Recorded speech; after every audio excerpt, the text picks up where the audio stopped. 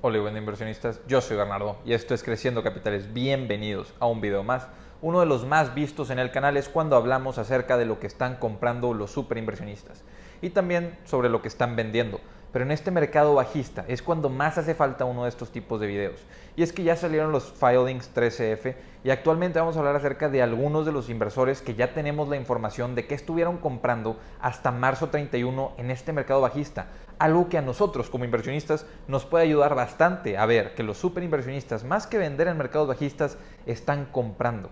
Y bueno, vamos a mencionar en este video, les voy a decir desde un inicio a qué super inversionistas voy a hablar. Pat Dorsey, el rey de los moats, es de los que más invierte en base a lo que es un moat, a la protección que tiene el negocio. Guy Spier es una persona que no hace movimientos prácticamente. Ahorita vamos a hablar acerca de su portafolio, ya lo hemos mencionado antes en el canal y es una persona pues de admirarse porque no mueve su estilo de inversión al pasar los años. Y él consiguió en un periodo en el que el S&P 500 consiguió 7% de retorno anual en los últimos años, él consiguió un 9% de retorno anual desde los 1990 hasta acá. Entonces, en lugar de hacer muchos movimientos, en lugar de estar complicándose, él a veces dice que un buen año es en el año en el que no hace ningún movimiento en su portafolio. Y eso no hace que tenga los mejores resultados, pero sí hace que constantemente esté venciendo al S&P 500 a largo plazo. ¿Y qué hace falta? Ese 2% extra a largo plazo compuesto es un mundo de diferencia contra el mercado. Seth Klarman, ahora sí, rendimientos altos. Desde 1983 él tiene un promedio de 20% de retorno anual. Seth Klarman, famosísimo inversor de los más grandes del mundo. David Abrams, también otro inversor bastante popular, con un retorno anual del 15% en su portafolio. Ellos sí hacen más movimientos. Seth Klarman y David Abrams sí están mucho más diversificados, por lo cual vamos a platicar algunas de las posiciones que movieron, no de todas, pero es interesante ver cuáles son sus posiciones principales, que lo vamos a mencionar. Es interesante ver a qué le agregaron y si hay alguna que otra interesante que hayan vendido o que hayan reducido su posición. Y podemos comenzar con Pat Dorsey, que quiero mencionar desde el inicio. Él tiene una inversión en Google, una inversión de tamaño mediano, es aproximadamente el 6% de su portafolio, y recortó el 5% de su posición en Google, lo cual a mí se me hace algo raro. Google es una de las empresas que más barato está cotizando en cuestión a su free cash flow de las grandes tecnológicas. Pero bueno, veamos. En su portafolio principalmente tiene Facebook con un 16.9% del portafolio. A esta posición, Pat Dorsey le agregó 30% en este último trimestre. Smartsheet, su segunda posición más grande, 15.87%. A dicha posición le agregó 7% de lo que ya tenía en el capital en esta empresa. Wix es el 15% de su portafolio. A Wix en este trimestre también le agregó 5%. 5.99% después de que ya le había agregado él anteriormente a Wix en el trimestre anterior, pero ha caído muchísimo. Y como todos se están dando cuenta, el mercado no está perdonando a la mayoría de las acciones, menos si son tecnológicas y aún menos si son tecnológicas y de crecimiento. Disney es una de sus posiciones principales también, es un 9.77% del portafolio, le agregó un 7.4%, una posición que a mí me gusta mucho. Entonces, digo, verán alguna similitud. Facebook, Disney, Google son posiciones que yo tengo en el portafolio. PayPal también la tiene, es un 8% de su portafolio y le agregó también, como a Facebook, 30% más a esa posición.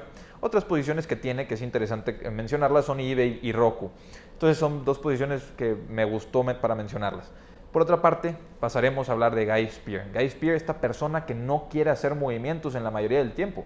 Esta persona que cree que hacer movimientos va a deteriorar sus resultados o su estilo de inversión, porque él es un inversor a largo plazo. Y todos estos, hace falta mencionarlo, todos estos inversores, estos 4 inversores, son value investors. Son value investors desde que iniciaron a invertir.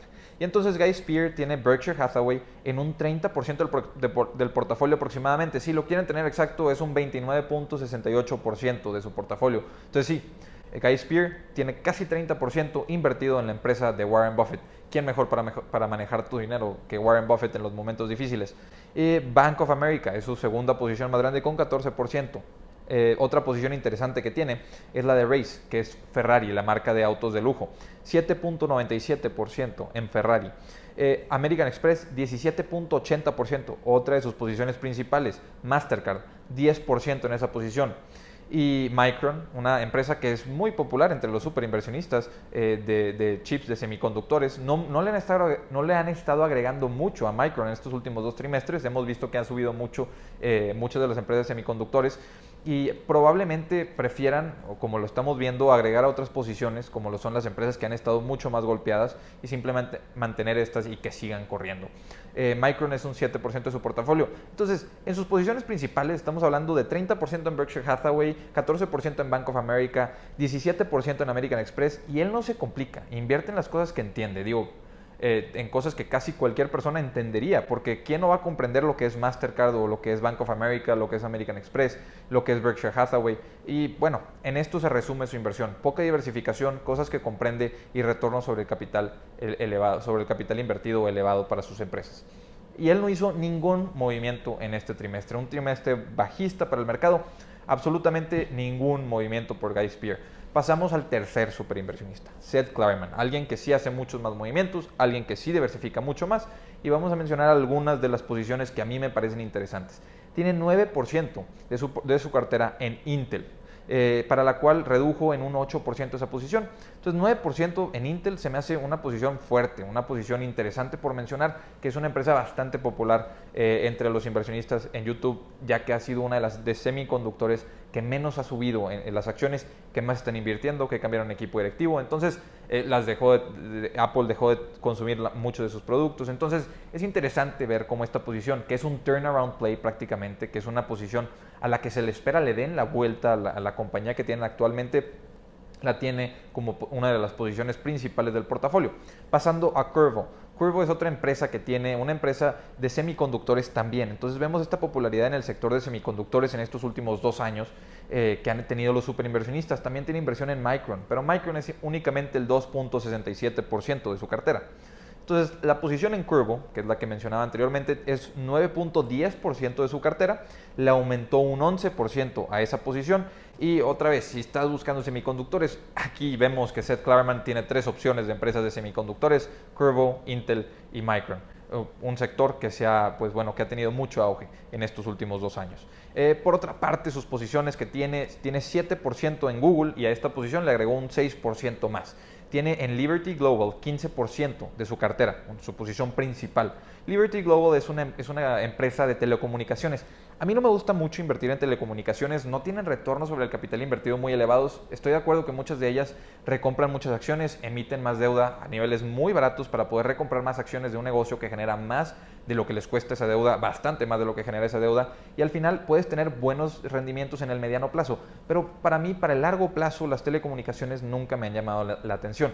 Pero es importante mencionarlo, ya que es su posición principal. Y bueno, Seth Klarman con un 20% de retorno anual no es alguien al que debamos de subestimar. Por otra parte, una posición que yo tengo en el portafolio es Dropbox. Y Dropbox no es una posición principal en su portafolio, tiene 2.7% en Dropbox. Pero me gusta que le agregó 30% más a esa posición en este último trimestre. Entonces le agregó una cantidad de capital interesante en esta caída que ha estado teniendo Dropbox, aun y cuando no es una posición principal en su portafolio.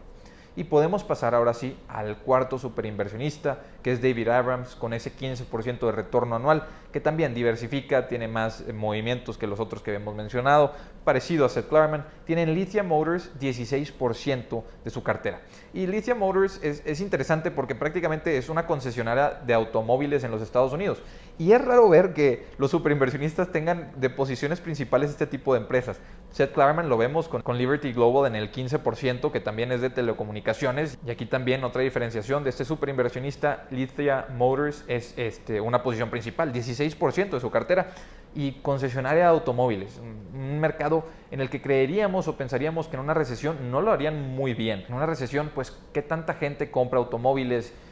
Las empresas también se abstienen de seguir invirtiendo en esas posiciones o en esas cosas que no son necesarias. Entonces, no sé cómo lo haría esta empresa en un entorno de recesión, pero interesante que sea una de sus posiciones principales. Por otra parte, tiene Google como un 9.5% de su cartera. Entonces, vemos que Google es prácticamente popular entre todos los superinversionistas y me agrada bastante ver eso. Me agrada bastante ver que es una empresa que efectivamente los superinversionistas también la ven de esa manera, como lo platican la mayoría de los canales de YouTube o lo platicamos nosotros en las comunidades. Facebook es el 6.25%. Facebook también otra posición de las más populares que vemos entre los superinversionistas, 6.25%. Me gusta bastante ver que estos superinversionistas tengan posiciones en las que yo tengo posiciones, y muchas veces lo que nos sirve esto es ver posiciones que ellos tienen para analizar ese tipo de empresas o esas empresas que no conocemos. más que seguirles, más que buscar el razonamiento de por qué él sí invirtió, analizar la empresa. Y una vez que analizamos la empresa, entender si entra o no en nuestro portafolio.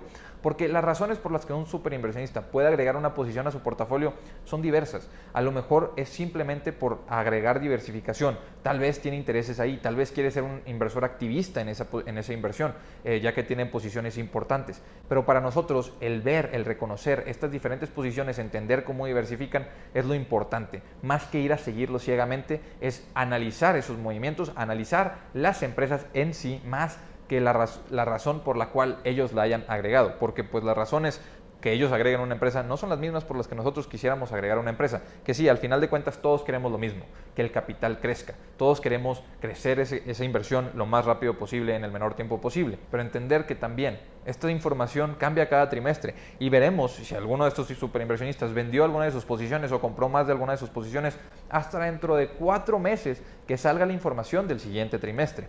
Pero por ahora nos quedamos con esto. Y para mencionar también Coupang, que es a la que le agregó David Abrams, le agregó 40% más esa posición. Es una posición de 5.6%, una empresa que también se ha mencionado varias veces en YouTube, y a mí me parece sumamente positivo ver que muy pocos superinversionistas, al menos de estos 4, casi no hubo reducciones en posiciones, casi todos fueron aumentos. O vemos que también otros, como Guy Spier, por eso es importante mencionarlo, ni siquiera hizo un solo movimiento cuando hay tanto ruido, cuando se habla de las tasas de interés, cuando se habla de la inflación, cuando se habla de la problemática de Rusia y Ucrania. No se están haciendo muchos movimientos y los movimientos que se están haciendo son compras de cosas que ya tenían en los portafolios. Entonces están agregándole a las posiciones a las que ya tenían convicción. Hay tantas cosas baratas que a veces en esas situaciones muchos creen que lo mejor es sobrediversificarte, invertir más un poquito y un poquito y un poquito.